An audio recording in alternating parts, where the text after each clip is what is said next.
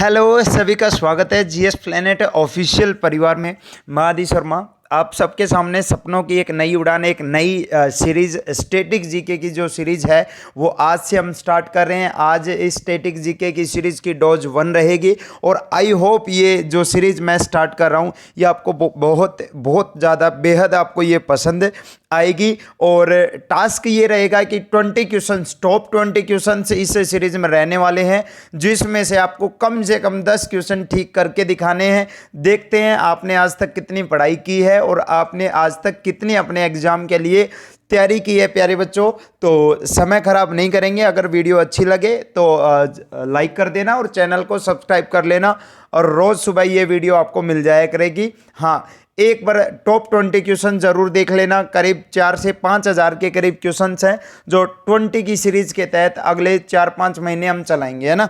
चलो साहब, बहुत बढ़िया, शुरू करते हैं मेरे बच्चों। पहला क्वेश्चन आप सबके सामने आ चुका है, बेहद ही आसान इंटरेस्टिंग क्वेश्चन है कि संयुक्त राष्ट्र जो सुरक्षा परिषद है उसके 5 स्थायी सदस्य पूछे हैं।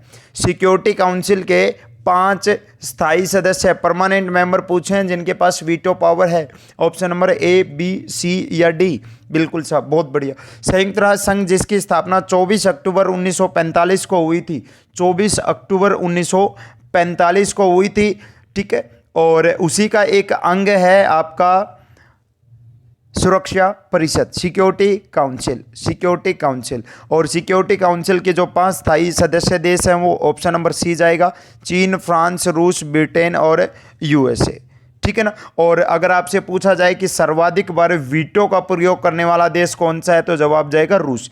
सर्वाधिक बार वीटो का प्रयोग करने वाला देश अगर कोई है तो रूस है। और भारत इसका परमानेंट तो नहीं है, नॉन परमानेंट मेंबर बना है, 8वीं बार बना है, 2021-22 में बना है। अगले क्वेश्चन पे जैसे ही ये सीरीज खत्म होगी नीचे कमेंट सेक्शन में जरूर बताना है आपके कितने क्वेश्चन ठीक हुए, आपके कितने क्वेश्चन, ईमानदारी से बताना है। अगला क्वेश्चन लो, ये बताना है कि कौन सा सुमेलित नहीं है। राजस्थान परमाणु ऊर्जा संयंत्र उदयपुर में है, नरोरा परमाणु ऊर्जा संयंत्र यूपी में है, कलपक्कम तमिलनाडु में है और कैगा कर्नाटक में है। कौन सा सही जवाब जाएगा? बिल्कुल, विश्व में पहला परमाणु बिजली घर अगर कोई किसी ने स्थापित किया था तो वो रूस देश ने स्थापित किया था बच्चों। और यहाँ जो गलत है वो ऑप्शन नंबर ए ही आएगा, क्योंकि राजस्थान परमाणु ऊर्जा संयंत्र उदयपुर के अंदर नहीं है। कहाँ है? रावत भाटा के अंदर है। कहाँ है? रावत भाटा के अंदर है। और इसी के साथ साथ बांसवाड़ा जिले और कोटा जिले में भी परमाणु ऊर्जा संयंत्र स्थापित तो क्या प्रस्तावित हैं, प्रस्तावित है। तो ऑप्शन नंबर ए गलत जाएगा। देख लो जरा अपनी तैयारी को आप एक बार। ये बताओ जरा मुझे कि जो सदीर है वो किस नृत्य शैली का प्राचीन नाम है। बहुत ही लल्लन टॉप ये क्वेश्चन आपके लिए 20 क्वेश्चन रहने वाले हैं। लल्लन टॉप सीरीज ये रहने वाली है आपके लिए। सदीर किस नृत्य शैली का प्राचीन नाम है? बिल्कुल साहब, बिल्कुल, बहुत बढ़िया। अरे जो तमिलनाडु का शास्त्रीय नृत्य है, तमिलनाडु का, और तमिलनाडु का नाम लेते ही तो हमें याद आ गया हो गया भरतनाट्यम। कौन सा? भरतनाट्यम। भरतनाट्यम का ही प्राचीन नाम सदीर है। और भरतनाट्यम की अगर मैं बात करूं तो रुक्मणी देवी, अरुणडेल, ये भरतनाट्यम की जो प्रसिद्ध नृत्यांगना है, ठीक है ना। Option number C. अगले क्वेश्चन पे चलते हैं। माउंट एवरेस्ट को 2 बार फतेह करने वाली पहली महिला कौन है? माउंट एवरेस्ट को फतेह करने वाली जो पहली महिला है वो कौन है बच्चे? आपको पता ही होगा, पहली करने वाली, बिल्कुल बिल्कुल, 2 बार फतेह करने वाली पहली महिला संतोष यादव हैं। संतोष यादव। माउंट एवरेस्ट विश्व की सबसे ऊंची चोटी है जिसकी ऊंचाई 8848 मीटर है। 8848 मीटर है। और अगर एवरेस्ट पर्वत पर फतेह करने वाला प्रथम पर्वतारोही पूछे तो तेंजिंग नार्गे जो नेपाल के थे और एडमंड हिलेरी जो न्यूजीलैंड के थे, है ना। बिल्कुल, भारत की पहली प्रथम महिला जिसने एवरेस्ट पर चढ़ाई की थी वो बछेंद्री पाल थी। लेकिन ये पूछा है कि 2 बार फतेह करने वाली, 2 बार फतेह करने वाली, ऑप्शन ए जाएगा। अगला क्वेश्चन, क्वांटो मैदान किस देश में है? अरे क्वांटो मैदान किस देश में है ये पूछा है। चीन में, कंबोडिया में, न्यूजीलैंड में या जापान में? क्वांटो मैदान, हाँ जी बिल्कुल, जो भारी वर्षा और उद्योग हेतु प्रसिद्ध क्षेत्र है। क्वांटो मैदान कहाँ है? जापान के अंदर है। और जापान का कौन से द्वीप पर है ये? होन्शु द्वीप पर है। कौन से द्वीप पर? होन्शु द्वीप के मध्य में स्थित है। और होन्शु जो है ना, होन्शु ये जापान का सबसे बड़ा तथा विश्व का 7वां सबसे बड़ा द्वीप है। ये 7 से बड़ा द्वीप है। इस बात को आप अच्छे से याद रखना, सच अच्छे से। और ये ठीक है, आगे चलते हैं। नेक्स्ट क्वेश्चन है, बताओ जरा, सोचो समझो और जवाब दो, है ना। निम्न में से कौन सा कथन है जो गलत है? गलत कथन को छांटना है मेरे बच्चों, है ना। बहुत ही लल्लन टॉप ये क्वेश्चंस हैं, 20 क्वेश्चंस, मजा आ जाएगा इनको कवर करने में ना। आप कहोगे कि सर बिल्कुल बहुत अच्छा लगा सुबह सुबह इस सीरीज को करके, पता चला, है ना। सर ऐसी 2-4 सीरीज और चालू कर दो, है ना। 2-4 सीरीज, इस सीरीज के ऊपर अपना प्यार दिखाओ। इस सीरीज के अंदर क्वेश्चंस बढ़ा दिए जाएंगे, 20 की जगह 40 क्वेश्चन कर देंगे, लेकिन वो तब करेंगे जब आप लोग इस सीरीज के ऊपर अपना प्यार दिखाओगे। 6 नंबर, बिल्कुल असत्य कथन, सतह से हवा में मार करने वाली आकाश मिसाइलें, बिल्कुल सही बात है। सतह से हवा मिसाइलों के एयरफोर्स संस्करण का ओडिशा के चांदीपुर के निकट एकीकृत परीक्षण रेंज से सफल परीक्षण किया, बिल्कुल सही बात है। आकाश मिसाइल 25 किलोमीटर तक मार कर सकती है, 60 किलोग्राम तक की युद्ध क्षमता ले जाने में, बिल्कुल सही बात है। और आकाश का सैन्य संस्करण 2008 में ही शामिल हुआ था, क्या ये बात भी बिल्कुल ठीक है? क्या ये भी बात बिल्कुल ठीक है? ठीक है। और उपरोक्त में से कोई नहीं, बिल्कुल यहाँ जाएगा उपरोक्त में से कोई नहीं, क्योंकि ऊपर की सारी बातें बिल्कुल ठीक है। ठीक है, इस मिसाइल का जो प्रक्षेपण है 2003 में किया गया था। इसकी मैक जो गति होती है वो 2.5 होती है। सतह से हवा में मार करने में सक्षम है ठीक है, बिल्कुल बिल्कुल बिल्कुल, हाँ ये बिल्कुल ठीक था। अब नेक्स्ट चलते हैं अगले पॉइंट पे।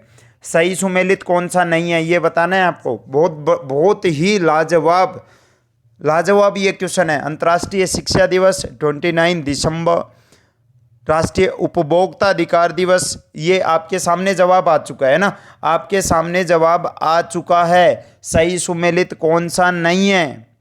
हाँ जी, अंतर्राष्ट्रीय शिक्षा दिवस क्या 29 दिसंबर को आएगा क्या? अंतर्राष्ट्रीय जो शिक्षा दिवस है वो हर साल 24 जनवरी को मनाया जाता है बच्चे। कब मनाया जाता है? 24 जनवरी को प्रतिवर्ष मनाया जाता है। 24 जनवरी को राष्ट्रीय बालिका दिवस भी मनाया जाता है। अगर आपको याद हो तो राष्ट्रीय बालिका दिवस भी 24 जनवरी को ही मनाया जाता है, बिल्कुल बिल्कुल, है ना। बाकी सारे ठीक है, बाकी सारे ठीक है। नेक्स्ट पॉइंट पे चलते हैं, और नेक्स्ट पॉइंट कुछ ऐसा है। रेणुका झील पूछिए, रेणुका झील स्थित है कहाँ? स्थित है हिमाचल, असम, उत्तराखंड या राजस्थान? बिल्कुल बिल्कुल, ये तो हमें याद है। जो रेणुका झील है, रेणुका झील जो है वो कहाँ है? ये भारत की सबसे छोटी आर्द्रभूमि वेटलैंड है, ये सबसे छोटी आर्द्रभूमि है ये, है ना। और रेणुका झील किस राज्य में है? हिमाचल प्रदेश के अंदर है। कहाँ है बच्चे? हिमाचल प्रदेश के अंदर है, आपको अच्छे से पता होगा, अच्छे से पता होगा। असम की बात करूं तो असम के अंदर हाफलोंग झील है, चंदुबी झील है, दीपोर झील है, ये असम में है ना, असम में है। उत्तराखंड के अगर अंदर बात करूं तो एक सूर्यधार झील है, सूर्यधार झील है ना, बिल्कुल। राजस्थान की बात करें तो नक्की झील, पुष्कर झील, सांबर झील, रामगढ़ झील, है ना, पिछोला झील, ये सारी राजस्थान में है। ये सारी कहाँ है? राजस्थान में। नेक्स्ट पॉइंट कुछ ऐसा है हमारा कि गुटनिरपेक्ष आंदोलन की स्थापना में शामिल नेता कौन थे? गुटनिरपेक्ष आंदोलन की स्थापना में जो शामिल नेता थे, गुटनिरपेक्ष की, हम किसी के पक्ष में नहीं जाएंगे, हम ना नाटो के सदस्य बनेंगे, ना हम सोवियत रूस के यूएसएसआर के सदस्य बनेंगे, किसी के नहीं बनेंगे, हम गुटनिरपेक्ष रहेंगे। और गुटनिरपेक्ष आंदोलन की स्थापना में जो शामिल नेता थे वो आपके मार्शल जोसेफ टिटो, ये बिल्कुल थे। कर्नल नासिर, पंडित जवाहरलाल नेहरू, तो यहाँ ऑप्शन नंबर सी सही जवाब चला जाएगा। ऑप्शन नंबर सी। गुटनिरपेक्ष आंदोलन की जो स्थापना है प्यारे बच्चों 1961 में हुई थी, ठीक है। गुट निरपेक्ष आंदोलन को इंग्लिश में नॉन अलाइनमेंट मूवमेंट कहा जाता है, मूवमेंट कहा जाता है, जिसका मुख्यालय जकार्ता के अंदर है। कहाँ है? जकार्ता के अंदर है। नेक्स्ट पॉइंट पे चलते हैं।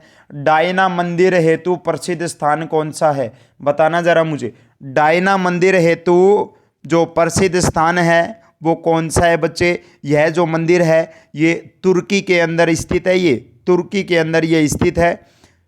ठीक है, हाँ हाँ हाँ, जल्दी जल्दी बताते हुए चलो, बिल्कुल बिल्कुल बताते हुए चलना आप मुझे एक बार। बिल्कुल सही जवाब क्या जाएगा? इफेसस। कौन सा? डायना मंदिर हेतु प्रसिद्ध स्थान इफेसस है, इफेसस है ना। काठमांडू के अंदर तो पशुपतिनाथ मंदिर है। कौन सा है? पशुपतिनाथ मंदिर है। बिल्कुल बिल्कुल सही कह रहे हो, है ना। नेक्स्ट पॉइंट पे चलते हैं बच्चे। लास्ट में देखो, ज़्यादा लंबा चौड़ा ये सेशन नहीं है तो सारे रुके रहो, जवाब देते रहो। ये बताओ, नींद का अध्ययन करना क्या कहलाता है? हाँ जी, नींद का अध्ययन क्या कहलाता है? नींद का जो अध्ययन है ना, वो जो स्टडी ऑफ स्लीपनेस है, क्या कहलाता है बच्चे? नींद का अध्ययन। नींद का अध्ययन क्या क्रोमेटोलॉजी कहलाता है, ओरेथ्रोलॉजी कहलाता है, क्रोनोलॉजी कहलाता है? हाँ जी, क्या आएगा बच्चे? शाबाश। जवाब देते हुए चलो, सेशन को प्यार देते हुए चलो और अपना जो साथ है बनाए रखो, चैनल को सब्सक्राइब करते हुए चलो, है ना। बहुत बढ़िया। नींद का जो अध्ययन है वो हिप्नोलॉजी कहलाता है। ऑप्शन नंबर ए जाएगा, हिप्नोलॉजी कहलाता है नींद का अध्ययन। नींद का अध्ययन बच्चों, है ना। क्रोमेटोलॉजी, क्रोमेटोलॉजी होता है रंगों का अध्ययन। किसका अध्ययन? रंगों का अध्ययन क्रोमेटोलॉजी कहलाता है ना। ऑर्थोलॉजी जो ये है, ऑर्थोलॉजी तो अस्थियों के जोड़ का अध्ययन होता है ना। और क्रोनोलॉजी क्या होता है? हाँ जी, क्रोनोलॉजी आप मुझे कमेंट सेक्शन में बताना कि क्रोनोलॉजी क्या होता है। कमेंट सेक्शन में ये क्लास खत्म होने के बाद बताना क्रोनोलॉजी क्या होता है। नेक्स्ट क्वेश्चन है बच्चे, सुमेलित करना है आपको। एक तरफ लोक कला है और एक तरफ उससे जुड़ा हुआ राज्य है, उससे जुड़ा हुआ राज्य है। सुमेलित करना है। क्या करना है? सुमेलित। इसके ऑप्शन नीचे हैं, ऑप्शन देखने की ज़रूरत आपको है नहीं, आप सीधा ही बता दोगे मुझे, है ना। सीधा ही बता दोगे आप लोग मुझे, ठीक है। मेहंदी को, हाँ जी, मेहंदी को किसका प्रतीक माना जाता है? सुहाग का, सौभाग्य का प्रतीक माना जाता है ना। बिल्कुल बिल्कुल, है ना। हाँ जी, शाबाश। सही जवाब क्या जाएगा बच्चे? जल्दी जल्दी बताते हुए चलना मुझे। इसका सही जवाब दो जल्दी जल्दी। हाँ, हम 12 नंबर क्वेश्चन पर पहुंच चुके हैं। 12 नंबर क्वेश्चन। मेहंदी की बात करें तो राजस्थान, आपना की बात करें तो पहाड़ी क्षेत्र, अरीपन की बात करें तो बिहार और चौक पूर्णा की बात करें तो यूपी। यानी एक ए का 1, बी का 2, सी का 3 और डी का क्या सही जवाब जाएगा? 4 सही जवाब जाएगा बच्चे। क्या जाएगा? 4 सही जवाब जाएगा। और आपको पता है ना, मेहंदी को तो सुहाग का प्रतीक माना जाता है। और राजस्थान में एक जाति है बिस्सा जाति की महिलाएं कभी मेहंदी नहीं लगाती हैं, है ना। जो अरीपन है, अरीपन तो सब जो मधुबनी चित्रकला है उसे कहा जाता है अरीपन, इसलिए मैंने इसका लगाया बिहार। क्या लगाया? बिहार लगाया। बिल्कुल। अगले क्वेश्चन पे चलते हैं अपना। और अगला क्वेश्चन कुछ ऐसा है, अगला क्वेश्चन है कि कौन सा एक युग्म है जो सुमेलित नहीं है? कौन सा एक युग्म है जो सुमेलित नहीं है? क्या लाल त्रिकोण? लाल त्रिकोण ऐसे देख लो जरा, लाल त्रिकोण क्या ये किससे संबंधित है? परिवार नियोजन से। बिल्कुल सही बात है। रेड क्रॉस किससे संबंधित है? डॉक्टरी सहायता, अस्पताल खतरा, यातायात को रोकने का चिन्ह। बिल्कुल ठीक है। हरा प्रकाश, रास्ता साफ, सिग्नल। बिल्कुल, हरी बत्ती हो चुकी है, चल दो जरा आप भी। और आप भी अपनी तैयारी को अब हरी बत्ती दिखा दो और अपने एग्जाम, अपने जो सपने हैं उसको साकार करो जल्दी से जल्दी। Option number D. Next point है सीटीबीटी। अच्छा, ये तो कोई गलत नहीं करेगा। CTBT comprehensive nuclear test ban treaty कब अस्तित्व में आया था? कब अस्तित्व में आया था बच्चे? इस संधि में परमाणु परीक्षण को प्रतिबंधित करके परमाणु प्रसार को रोकने की व्यवस्था की गई है और 183 देशों ने अब तक इसके ऊपर हस्ताक्षर किए हैं। और अंतर्राष्ट्रीय परमाणु परीक्षण निषिद्ध दिवस हर साल 29 अगस्त 29 अगस्त को मनाया जाता है। और ये जो CTBT संगठन है ये ट्रिया बोल रहा हूँ मैं, यूरोप वाला, ऑस्ट्रिया की राजधानी वियना में है। और ये जो आएगा इसका सही जवाब 1996 जाएगा, 1996 जाएगा, 1996 जाएगा। नेक्स्ट क्वेश्चन है, ये बताओ डाओचेंग येडिंग एयरपोर्ट कहाँ है? अरे डाओचेंग येडिंग जो एयरपोर्ट है, डाओचेंग येडिंग एयरपोर्ट कहाँ है? बिल्कुल ये कहाँ है? ये बिल्कुल सही जवाब गया। ये तिब्बत के अंदर है बच्चे। कहाँ है? तिब्बत के अंदर है, तिब्बत में है, चीन के सिचुआन प्रांत में यह स्थित है। और दुनिया की सबसे अधिक ऊंचाई पर स्थित यह हवाई अड्डा है। सबसे अधिक ऊंचाई पर स्थित हवाई अड्डा है ये, ठीक है ना? हाँ बिल्कुल सही जवाब आपका, सही जवाब गया तिब्बत, सही जवाब जाएगा यहाँ पे ये।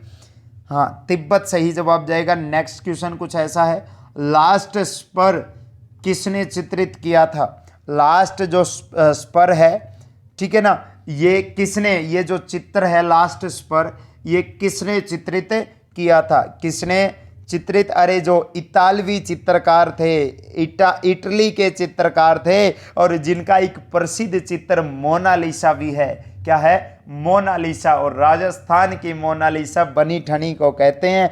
और ये जो है ये लियोनार्दो द विंची ने चित्रित किया था। ऑप्शन नंबर बी सही जवाब जाएगा। नेक्स्ट है, ऊंटों का प्रसिद्ध व्यापार किस वार्षिक मेले का हिस्सा है? ऊंटों का जो प्रसिद्ध व्यापार है वो किस वार्षिक मेले का हिस्सा है? बिल्कुल उदयपुर मेला, थार मेला, कुंभ मेला या पुष्कर मेला, कौन सा सही जवाब जाएगा? हाँ जी बिल्कुल, ऊंटों का जो प्रसिद्ध व्यापार है वो पुष्कर मेले का हिस्सा है। पुष्कर मेले का हिस्सा है। यह जो मेला है कार्तिक पूर्णिमा के समय प्रारंभ होता है ना? विश्व का सबसे बड़ा धार्मिक सम्मेलन कौन सा है? कुंभ है। कुंभ तो विश्व का सबसे बड़ा धार्मिक सम्मेलन है ना? 4 जगह कुंभ मेला लगता है। कहाँ? प्रयागराज, हरिद्वार, नासिक और उज्जैन में। हरिद्वार और नासिक और उज्जैन में, है ना? 1 जनवरी से लेके 30 अप्रैल तक यह लगता है। लेकिन यहाँ सही जवाब हमारा पुष्कर मेला जाएगा। नेक्स्ट क्वेश्चन है, स्वतंत्रता की जो प्रतिमा है स्टैच्यू ऑफ लिबर्टी कहाँ स्थित है? बड़ा आसान क्वेश्चन है। स्टैच्यू ऑफ लिबर्टी है, स्टैच्यू ऑफ लिबर्टी कहाँ स्थित है? स्टैच्यू ऑफ लिबर्टी कहाँ है? हाँ जी बिल्कुल जवाब देते हुए चलना। कहाँ है? न्यूयॉर्क के अंदर है, न्यूयॉर्क के अंदर है, ठीक है। फ्रांस ने अमेरिका को यह प्रतिमा उपहार में दी थी। और यह जो प्रतिमा है ये न्यूयॉर्क शहर के लिबर्टी द्वीप पर स्थित है। लिबर्टी द्वीप पर स्थित है। और इसका जो डिजाइन है वो मूर्तिकार फ्रेडरिक अगस्त बार्थोल्दी ने तैयार किया था बच्चे, है ना? और 1984 में यूनेस्को ने इसे विश्व विरासत स्थल घोषित कर दिया था। Option number D. Next question है, जापान की राष्ट्रीय पोशाक कौन सी है? जापान की राष्ट्रीय पोशाक कौन सी है? जापान की पूछिए, A, B, C या D? A, B, C या D, है ना? हाँ सब। चादर तो भारत के अंदर प्रचलित एक पोशाक है, भारत में आएगी, ये तो सही जवाब नहीं जाएगा, है ना? बात करें सरोंग की, सरोंग तो दक्षिण पूर्वी एशिया या दक्षिणतम एशिया में पहने जाने वाली पोशाक है। यहाँ सही जवाब जाएगा किमोनो। क्या जाएगा? किमोनो। ये जापान की राष्ट्रीय पोशाक है। Option number D. Next question है, विश्व में जीसस क्राइस्ट की सबसे बड़ी मूर्ति कहाँ है? बताना जरा। Jesus Christ, Isa Masih, Jesus Christ की जो सबसे बड़ी मूर्ति है विश्व में, वो कहाँ है बच्चे? वो ब्राजील में है। वो कहाँ है? वो ब्राजील में है। 39.6 मीटर ऊंची है ये। ब्राजील के रियो डी जेनेरिया शहर में स्थित है ये, ठीक है ना? ये दुनिया की सबसे बड़ी आर्ट डेको शैली की मूर्तिकला है ये, है ना? हाँ। अगर बात करें मेक्सिको की, तो मेक्सिको में तो क्रिस्टो रे की प्रतिमा है ना? स्टैच्यू ऑफ लिबर्टी न्यूयॉर्क के अंदर है। कहाँ है? न्यूयॉर्क के अंदर है। क्या आपको ये क्वेश्चन अगर आपको पसंद आए बच्चे, जरूर कमेंट में बताना 20 में से कितने क्वेश्चन आपने ठीक किए, कितने क्वेश्चन आपने ठीक किए। अगर आप ये पीडीएफ प्राप्त करना चाहते हैं, आप हमारे जीएस प्लेनेट ऑफिशियल के टेलीग्राम चैनल से जुड़ जाओ, टेलीग्राम चैनल से जुड़ जाओ, जिसका लिंक है नीचे डिस्क्रिप्शन में दिया गया है, नीचे डिस्क्रिप्शन में दिया गया है। वीडियो अच्छी लगे लाइक शेयर एंड सब्सक्राइब जरूर करना यूट्यूब चैनल को, और ताकि आपके पास प्रॉपर नोटिफिकेशन आती रहे। और ये रहे अपने नंबर, अगर आप मेरे से जुड़ना चाहते हैं, है ना, तो आप इस नंबर पर कांटेक्ट कर सकते हो, या फिर आप ग्रुपों में जुड़ना चाहते हो तो ग्रुपों में आपको मैं ऑलरेडी मिलूंगा। इस नंबर पे भी मैसेज कर दोगे तो भी आपको व्हाट्सएप ग्रुपों में जोड़ दिया जाएगा। आपका नाम क्या है, किस स्टेट से आप कहाँ से बिलोंग करते हो, जरूर कमेंट सेक्शन में मुझे बताना, कमेंट सेक्शन में बताना। जीएस प्लेनेट ऑफिशियल अपना टेलीग्राम चैनल है, जहां पर ये पीडीएफ आपको प्रोवाइड की जाएगी।